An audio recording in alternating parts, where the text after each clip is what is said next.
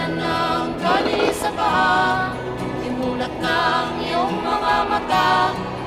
Kay sarap ng buhay, lalo na't alam mo kung saan papunta. Black R. So, shortcut na po kami niyan. Para makaiwas po kami sa traffic mamaya. Dito pa lang po kami sa Bigutan. May mga taong bulag kahit dilat ang mata. May mga taong tinatalian, sariling kamay at paa.